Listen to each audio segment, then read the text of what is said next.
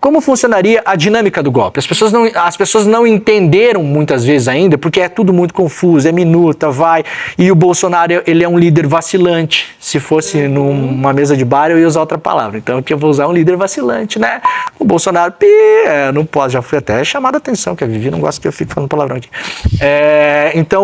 Mas o Bolsonaro é um líder, né? Ele foi, voltou, ele queria, ele não queria, ele pensa em si próprio primeiro, então não era pelo Brasil, pelo patriotismo, até. Ele estava pensando nele. Ele fez todos os cálculos pensando, eu posso fazer isso, se eu der esse passo, quanto tempo vai durar? E a mecânica da coisa, como ela foi colocada, veja, se nós chegamos nessa fatídica reunião na Biblioteca do Planalto, em que o Almir Garnier, pelo depoimento dos comandantes, falou sim. Se o comandante do Exército fala sim e o comandante da Aeronáutica fala sim também, aliás, não. Vamos fazer o seguinte, se ao invés do Garnier é o Freire Gomes que fala sim, se o Bolsonaro tivesse apoio só do Exército e não da Marinha e da Aeronáutica, eu aposto que ele ia. Porque, gente, o Exército é quem tem o contingente no Brasil. A Aeronáutica não tem quase nada, a Marinha também tão pouco, tá? Então, o que faltou ali foi o apoio da Força Terrestre. Se tem esse apoio, a dinâmica seria o seguinte, gente. Veja, e aí nós vamos chegar no 8 de janeiro.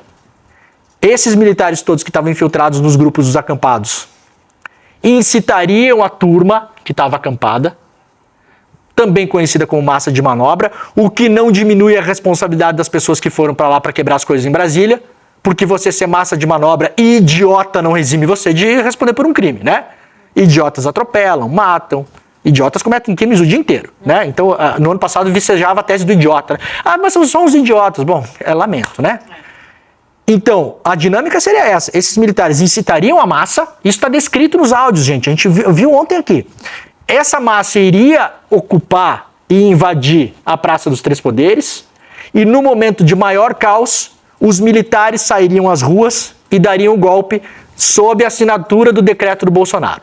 Essa seria a dinâmica. Em paralelo, tínhamos um plano chamado Punhal Verde e Amarelo, que enquanto essas coisas aconteceriam na praça em Brasília, Lula, Alckmin e Alexandre de Moraes, segundo mostram as investigações, poderiam ou ser presos ou, na linguagem militar, neutralizados. Então, entenderam o que ia acontecer? Provocariam os manifestantes, aquilo teria uma cara de revolta popular. Nesse momento, o Bolsonaro assina o decreto, os militares saem para as ruas, o Alexandre, o Alckmin e o Lula, no mínimo, são presos. E eu não duvido nada, William, que tinha lista para prender mais um monte de gente. E não duvido que a gente estava nessa lista também, porque assim, eu particularmente fui monitorado pela BIM. Sim. Posso imaginar que eventualmente numa lista de pessoas que poderiam ser presas no primeiro momento do golpe ia estar gente, ia estar colegas nossos, ou nós ou colegas nossos, né? Então essa era a dinâmica.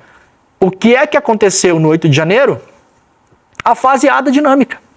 A fase A aconteceu no 8 de janeiro. Isso. O que está descrito na dinâmica do golpe, a fase 1 aconteceu.